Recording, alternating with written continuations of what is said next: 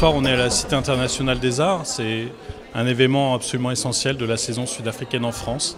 C'est l'ouverture de l'exposition Portrait d'Afrique du Sud, Georges Haled, Peter Clark, Gérard Sekoto.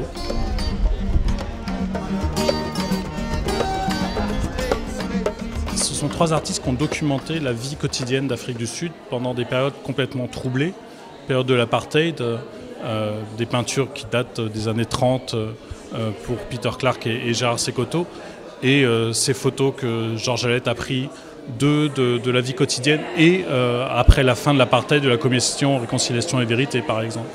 Donc ce sont trois artistes majeurs parce qu'ils racontent l'histoire de l'Afrique du Sud.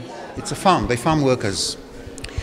This girl sitting here went to school with me, and this man, he was Italian, he was working on the vineyards, and the relationship was illegal because she's Métis and he's European, and this was apartheid times.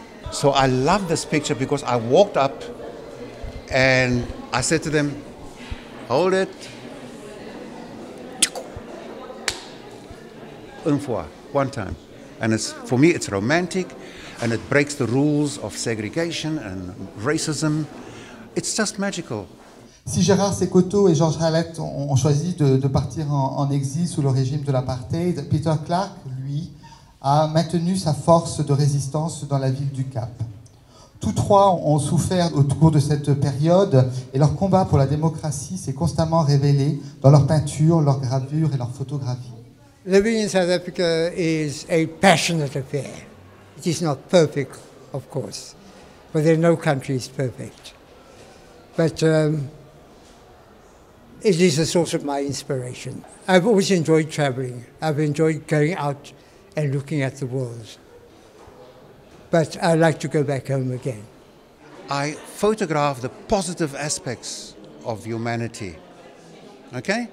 I don't photograph evil people or criminals or violent people. I tried. And why do I want to do that for?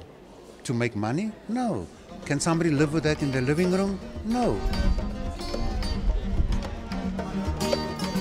I was influenced by a lot of things that happened in Paris in the early 30s.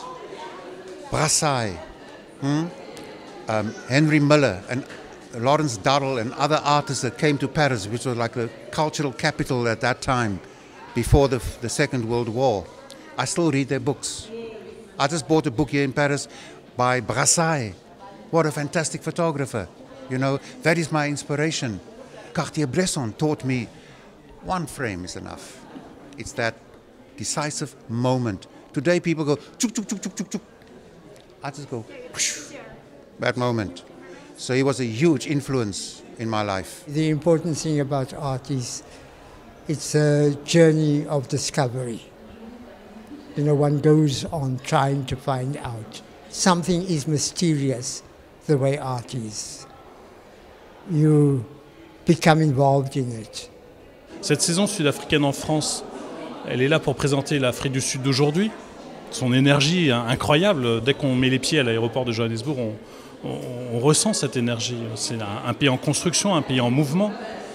Mais on ne peut pas la comprendre, cette énergie, si on ne se rappelle pas par quoi l'Afrique du Sud est passée, et de manière très récente. Pour nous, une exposition comme Nelson Mandela à l'Hôtel de Ville de Paris, ou ce soir à la Cité internationale des arts, ce sont des repères un peu historiques qui permettent de mieux comprendre la création contemporaine d'aujourd'hui.